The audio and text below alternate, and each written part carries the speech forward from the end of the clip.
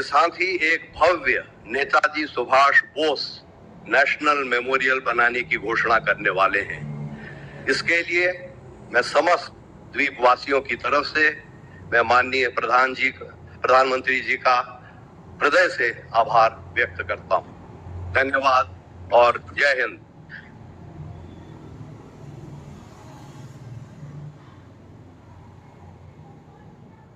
नेताजी सुभाष चंद्र बोस का योगदान अविस्मरणीय है।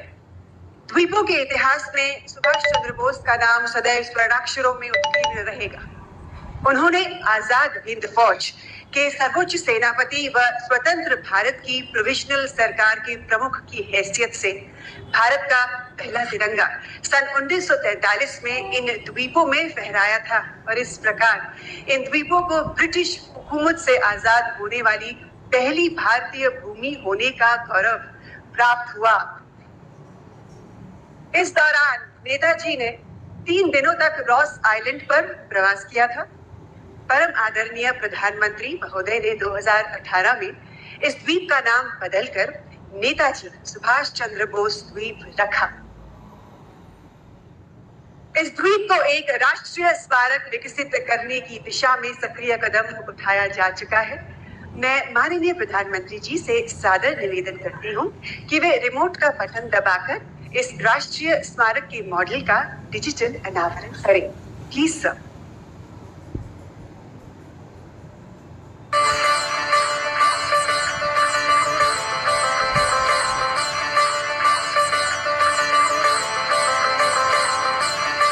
कल का रॉस द्वीप आज नेताजी सुभाष चंद्र बोस द्वीप के नाम से जाना जाता है।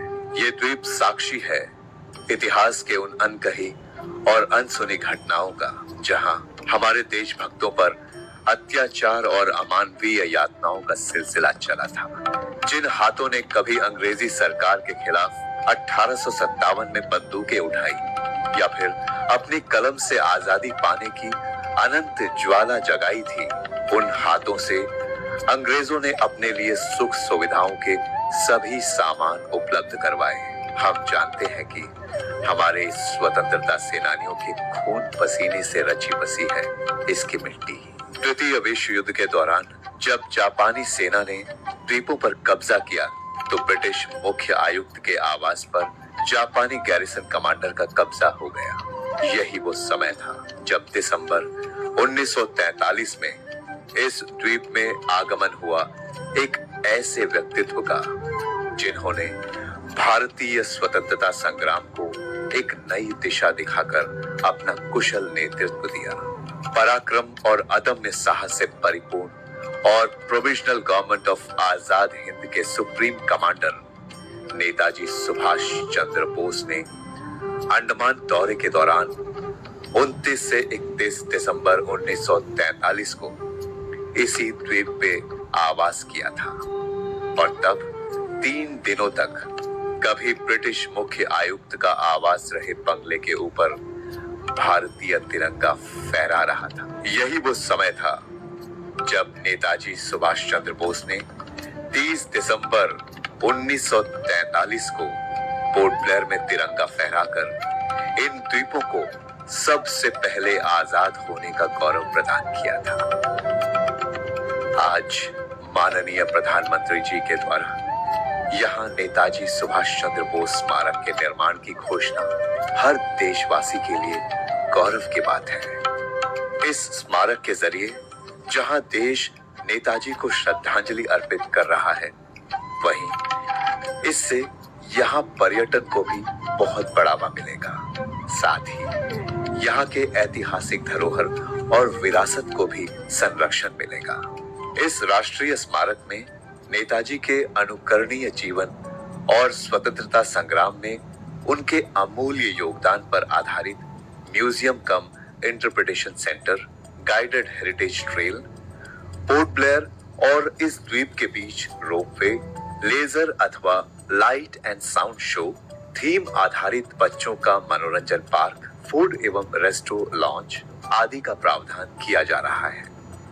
माननीय प्रधानमंत्री जी के मार्गदर्शन में इस अमृत काल में नेताजी सुभाष चंद्र बोस की 126वीं जन्म वर्षगांठ पर बनने जा रहा ये राष्ट्रीय स्मारक इस द्वीप को विश्व के पर्यटन मानचित्र में विशेष स्थान दिलाएगा।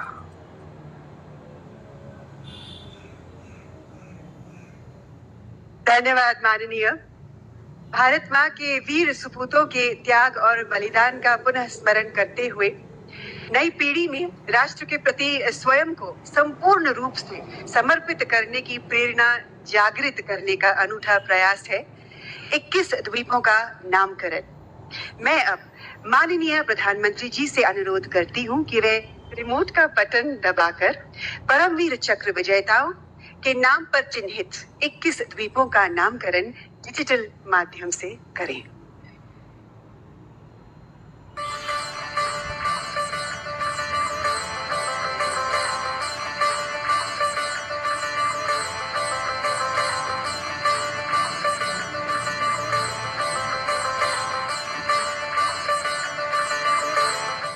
बंगाल की खाड़ी में स्थित अंडमान एवं निकोबार द्वीप समूह न केवल प्राकृतिक सौंदर्य से परिपूर्ण है, बल्कि इन द्वीपों ने भारतीय स्वाधीनता संग्राम में महत्वपूर्ण भूमिका निभाई है।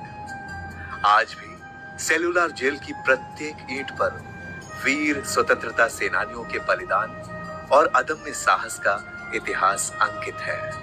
इन ऐतिहासिक घटनाओं के क्रम में आज इस अमृत काल में एक और स्वर्णिम अध्याय जुड़ गया है। भारत के माननीय प्रधानमंत्री श्री नरेंद्र मोदी जी ने आज 21 द्वीपों को भारत के सर्वोच्च वीरता सम्मान परमवीर चक्र से अलंकृत भारतीय सेना के उन जाबाज वीरों के नाम समर्पित किए हैं, जिन्होंने मां भारती की सेवा करते हुए उत्कृष्ट प्रदर्शन और सर्वोच्च बलिदान दिया।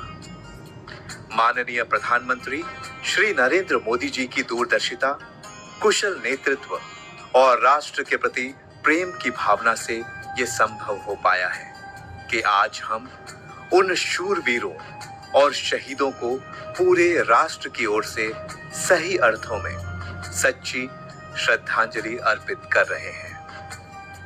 अंडमान निकोबार के 21 द्वीपों को परमवीर चक्र से सम्मानित मेजर सोमनाथ शर्मा, सूबेदार एवं honorary captain Karam Singh, major Ram Raghoba Rane, naik Jadunath Singh, company havildar major Piru Singh, captain Gurbachan Singh Salaria, lieutenant colonel Dhan Singh Thapa, subedar Joginder Singh, major Shaitan Singh, company quarter master havildar Abdul Hamid, lieutenant colonel Ardeshir Tarapore, lance naik Albert Ekka, major Hoshiar Singh, second lieutenant Arun Khetarpal, flying officer Nirmaljit Singh Sekhon, major Ramaswamy Parameswaran, naib subedar Bana Singh, captain Vikram Batra, captain Manoj Kumar Pandey,